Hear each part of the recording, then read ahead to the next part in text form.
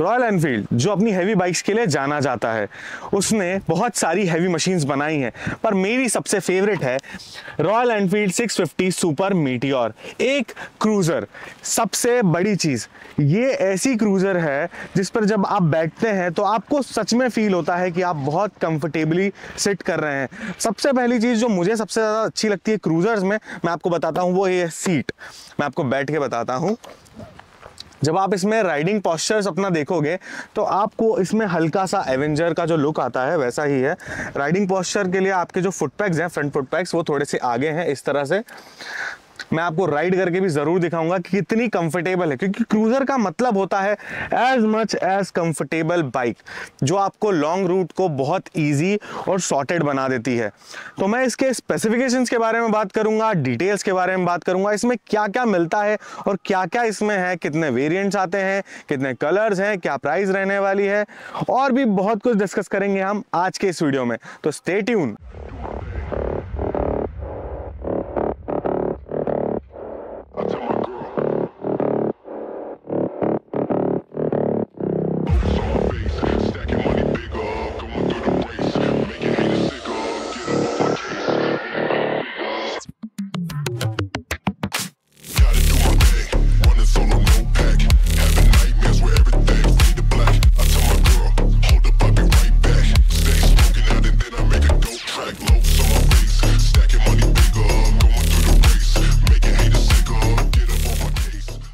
Beast of the bike यानी कि हमारा जो इंजन है वो रॉयल एनफील्ड ने बहुत ही सोच समझ कर बनाया है। 650 सीसी, यहाँ पर आप देखोगे तो यहाँ पर लिखा है 648 सेंटीमीटर क्यूब, यानी कि 648 सीसी का ये इंजन रहने वाला है, जो 47 bhp की मैक्स पावर और 52 न्यूटन मीटर का टॉर्क जनरेट करता है।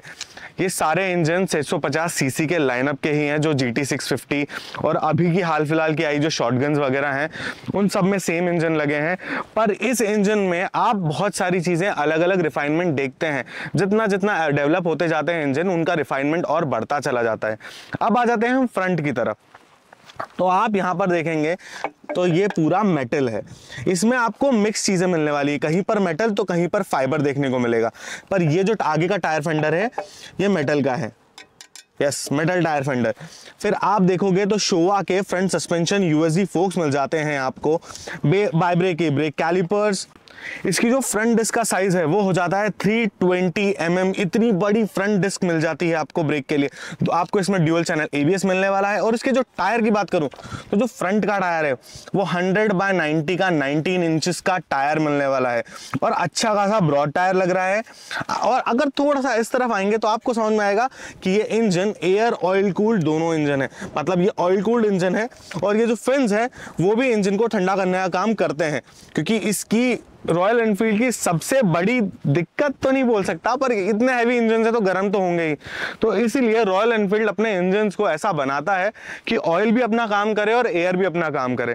हम एक चीज, मतलब अगर आपको समझना हो तो सिंपल है, यहाँ पर आपका रेडिएटर है जो ऑयल कूलिंग का काम करेगा, और जो ये फिन्स होते हैं इनसे जब हवा पास होती है तो इंजन की हीटिंग को हटा देते हैं। तो ये एयर और ऑयल कूल्ड दोनों इंजन कहलाते हैं। आप इसका डिजाइन देखो, इतना बेहतरीन स्लीक डिजाइन लगता है जब आप इसे ध्यान से देखते हो। सोचो अगर आप इतना दूर खड़े हो, मैं जितना दूर खड़ा हूं शायद मैं आपको दिख नहीं रहा हूंगा, पर आप सोचो अगर आप इतना दूर खड़े हो और आप दूर से कुछ भी नहीं है वहां पे, पर जस्ट कैमरे के पीछे मेरी एवेंजर जरूर खड़ी है, बट फिर भी अगर आप इसे देखोगे तो आपको बहुत ज्यादा रॉयल लुक आने वाला है। इतनी बेहतरीन दिखती है बाइक, मतलब बहुत ही सही लगती है। क्रूजर यार दिखने में भी बहुत ज्यादा बेहतरीन है ये बाइक, डिजाइन बहुत अच्छे हैं। इसका जो फ्यूल टैंक है, आप अगर फ्यूल टैंक देखोगे तो ऐसा पूरा ऐसा नीचे की तरफ आ रहा है, बहुत ही ज्यादा स्लाइड करने वाला टैंक लग रहा है। और इसकी जो फ्यूल टैंक कैपेसिटी है वो 15.7 लीटर्स है। माइलेज, राइडिंग रेंज राइड के टाइम पे बताऊंगा।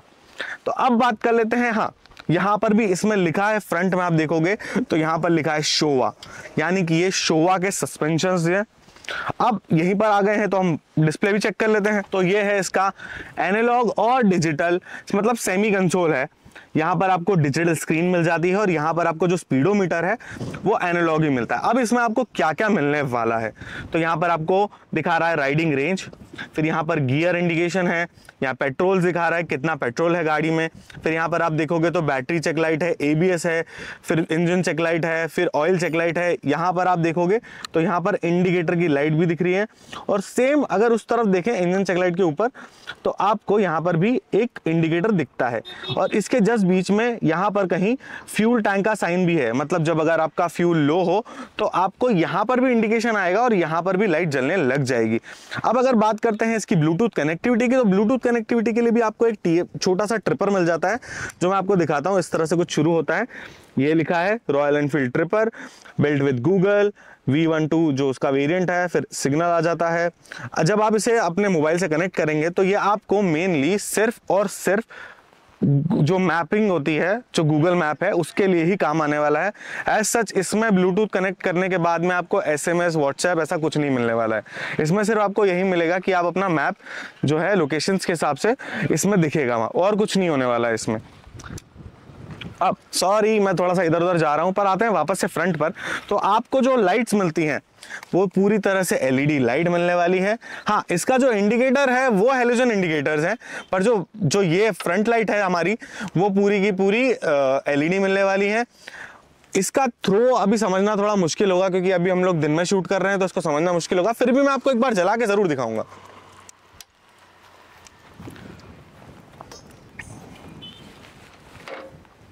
इसे स्टार्ट करने के लिए आपको इसे इंजन से हटाना पड़ता है।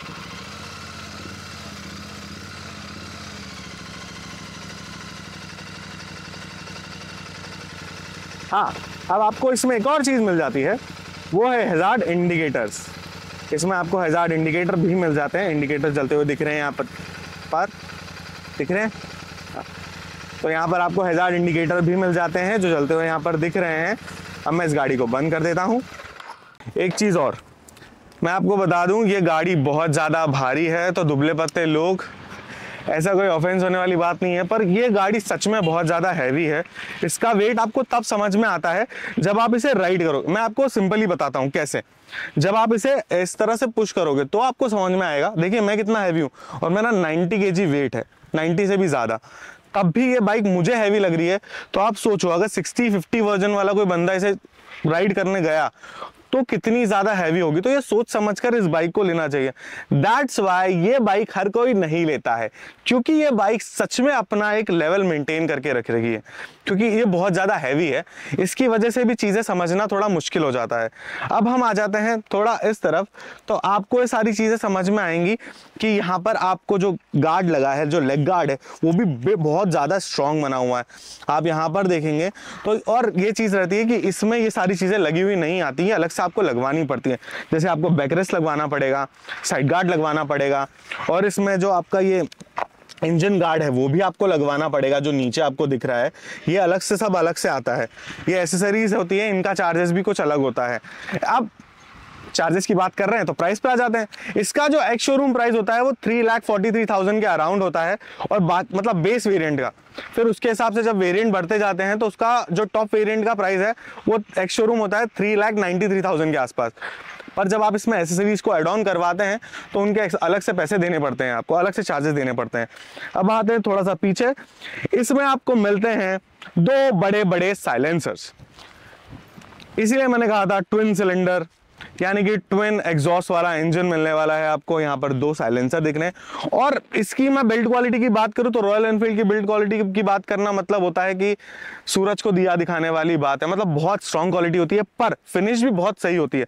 आप इसके साइलेंसर की अगर फिनिश देखोगे तो यहाँ पर आप देखो, यहाँ पर जब जॉइंट होता है वो जॉइंट भी कवर करने के लिए सब पूरा प्रॉपर एक फ्रेम लगाई हुई है, मतलब बहुत ही सही लग रहा है। अब अगर मैं बात करूं रेयर सस्पेंशन की, तो जो रेयर के सस्पेंशन हैं वो ट्विन सस्पेंशन मिल जाते हैं आपको, और जो पेयर लोड एडजस्टेबल सस्पेंशन हैं जिनको आप एडजस्ट कर सकते हो, यहाँ पर से आप इसे एडजस्ट कर पाओगे। की फ्रेम की वजह से आप इसे उठा सकते हो और फिर आपको एडजस्ट करते आएगा इजीली। यहाँ से आप घुमा के इसे एडजस्ट कर सकते हो। फिर वही बाई ब्रेक के ब्रेक कैलिपर्स मिल जाते हैं, ड्यूल चैनल ABS तो है ही। तो इसकी जो डिस्क है, रेयर जो डिस्क है वो 300 mm की है, मतलब अच्छी खासी बड़ी डिस्क है।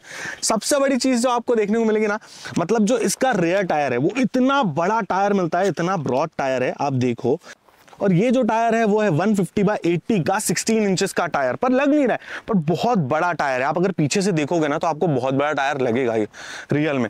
आपकी ये जो टेल लाइट है वो एलईडी टेल लाइट है, इंडिकेटर्स हेलोजन है, यहाँ पर आप अपनी नंबर प्लेट लगा सकते हो। अगेन मुझे आज का अभी जो बाइक्स वगैरह आ रही हैं उसमें एक चीज नहीं आ रही है कि आपकी नंबर प्लेट के लिए भी एक लाइट बनी होती है जिसमें नाइट में आपकी नंबर प्लेट शो हो जाती है प्रॉपरली, तो चालान बन जाता है, गलत बात। फिर यहाँ पर टेल रिफ्लेक्टर मिल जाता है। फिर अगर इस तरफ आते हैं हम तो यहाँ पर आपको सारी गार्ड मिल जाता है। तो इसमें आपको ड्यूअल गियर शिफ्टर मिलता है जो मुझे बहुत ज़्यादा कंफर्टेबल लगता है, और मेरे लिए राइड करने का मतलब होता है कंफर्टेबल राइड करना, जिसमें मैं कंफर्टेबल हूँ और मेरी बाइक भी कंफर्टेबल हो। तो आप कंफर्टेबिलिटी की बात कर रहे हैं तो सीट पे आ जाते हैं, क्योंकि सीट तो मैं पहले बता चुका हूँ आपको, पर फिर भी बात करते हैं फ्रंट सीट की। तो इसका जो कुशन है वो बहुत ज़्यादा सॉफ्ट है, ये देखो बहुत ज़्यादा सॉफ्ट कुशन है इसका। और जो रेयर सीट है, जैसे एवेंजर की मैं बात करूं तो एवेंजर की जो रेयर सीट है वो बहुत ज़्यादा पतली है और उसकी जो पीछे का साइड है वो भी थोड़ा स्टिफ हो जाता है, जिसकी वजह से राइडर तो बहुत प्रॉपरली बैठ पाता है सोफा सेट जैसे, पर जो पिलियन होता है वो थोड़ा सा हेजिटेट करता है बैठने के लिए, क्योंकि उसे प्रॉब्लम होती है, क्योंकि स्टिफ सीट हो जाती है। अब इसकी जो सीट हाइट है वो 740 mm के आसपास है, मतलब आराम से आप चला सकते हो। मेरी है 5'11", तो 5'6" तक मेरे हिसाब से प्रॉपरली आराम से चला सकते हो। बट वेट, तो इसका जो कर्व वेट होता है वो हो जाता है 241 kg के आसपास, मतलब 241 kg। अब एक और चीज बता देता हूँ, क्रूजर में हमें बता देना तो नहीं चाहिए, क्योंकि क्रूजर का हमें पता होता है कि इसे स्ट्रेट रोड पर चलाना, ये ऑफ रोडिंग के लिए नहीं है, पर फिर भी मैं आपको बता देता हूँ कि इसकी जो ग्राउंड क्लियरेंस होती है वो 135 mm के आसपास होती है, मतलब 135 mm की इसकी ग्राउंड क्लियरेंस रहने वाली है। Now it's time to ride the Super Meteor 650। आपको सामने दिख रहा होगा मेरी एवेंजर को मैं बाय कर रहा हूँ, एवेंजर खड़ी है, बाय कर देते हैं एवेंजर को। थोड़ा सा यहाँ से बाहर निकल जाते हैं। इसका साउंड देखा आपने, और थंब फील करो बस। इस बाइक को मनूवर करना बहुत ज़्यादा इजी लग रहा है वेट के हिसाब से देखा जाए तो। सी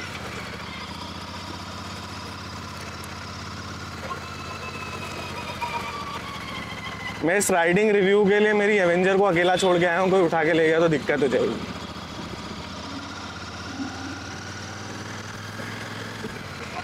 right now I am 4th gear, और इसकी जो टॉप स्पीड है वो हो गई है 50 के आसपास। ज़्यादा अभी नई है ना, तो ज़्यादा एकदम खींच नहीं सकता मैं। मुझे इसके ब्रेक्स बहुत सही लग रहे हैं, इवन 3rd और 4th गियर भी बहुत ज़्यादा मतलब अच्छे से ब्रेक लग रहे हैं इसमें। अब हम थोड़ा सा पीछे देख लेते हैं, कोई आ तो नहीं रहा है, क्योंकि हम जिस रास्ते पर जा रहे हैं वो थोड़ा सा डिफरेंट है।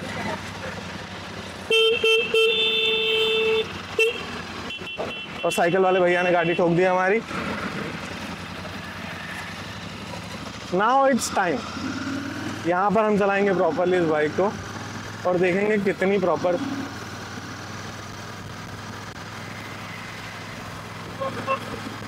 मतलब यार देखो, अब मैं 4th गियर में हूँ, अब मैं इसमें ब्रेक लगाता हूँ।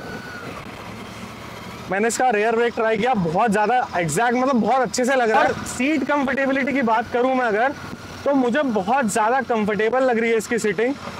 अगर मैं पिलियन की बात करूँ तो पिलियन भी बहुत ज़्यादा कंफर्टेबल होकर बैठा है। बैकरेस्ट जितना स्टिफ लग रहा था उतना एग्जैक्ट स्टिफ है नहीं, बट सपोर्ट प्रॉपरली करके रखा है, मतलब बहुत अच्छा लग रहा है। और इसका जो फ्यूल टैंक है वो 15.7 लीटर है, और इसकी जो एवरेज है वो 23 से 25 है। मतलब अगर आप हाईवेज पर ड्राइव करोगे तो आपको ये 25 kmpl का माइलेज तो दे ही देगी। पर फिर भी अगर मतलब अगर आप सिटी राइड में जाते हो तो 19-20 का देगी माइलेज। तो अगर मैं 25 kmpl के हिसाब से चलूँ 322 किलोमीटर के आसपास इसकी राइडिंग रेंज हो जाती है। तो अच्छा भाई, ऑल ओवर तो सारी चीज़ें गुड है, मतलब कोई दिक्कत वाली बात नहीं है, चलाने में मज़ा आता है। और अगर देखा जाए ना तो देखो बम्प होल में भी अगर मैं आपको देखो, अब मैं थोड़ा सा ऑफ रोडिंग टाइप उसमें आ चुका हूँ, तो जो गड्ढे वगैरह हैं उसमें भी अगर कुछ आते हैं तो एग्जैक्ट कुछ फील ऐसा होता नहीं है, बहुत कंफर्टेबल है। सबसे बेटर चीज़ होती है क्रूज़र लेने की कि वो कितनी कंफर्टेबल है, और ये बहुत ही ज़्यादा कंफर्टेबल है। देखो मैं पॉट होल में फिर से कूद आ रहा हूँ, तो एज सच कुछ फील नहीं होता। सस्पेंशन बहुत अच्छी तरह से वर्क कर रहे हैं, जो रेयर सस्पेंशन है वो तो और भी ज़्यादा बेटर है। मैं इसकी साउंड आपको सुनाता हूँ, एक बार हम रुक जाएं, मतलब हमारे डेस्टिनेशन पे पहुंच जाते हैं, फिर हम आपको इसकी साउंड सुनाएंगे। अभी भी हमारी एवेंजर खड़ी है यहाँ पर, किसी ने चुराई नहीं है इसको, तो अच्छी बात है ये। तो बस अब हम साउंड सुनते हैं इसका, कि इसका साउंड कितना प्यारा आ रहा है।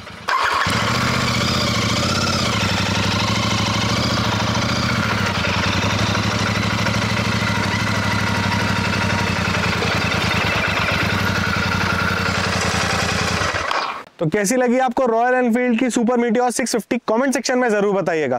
और अगर आप इस बाइक को राइड कर रहे हैं तो अपने एक्सपीरियंस को जरूर शेयर कीजिए। और हाँ, अगर न्यू राइडर्स इस बाइक को लेना चाहते हैं तो भाई बिल्कुल सही डिसीजन ले रहे हो, इस बाइक को लिया जा सकता है। टॉप नॉच गाड़ी है, बहुत ज्यादा मजा आता है।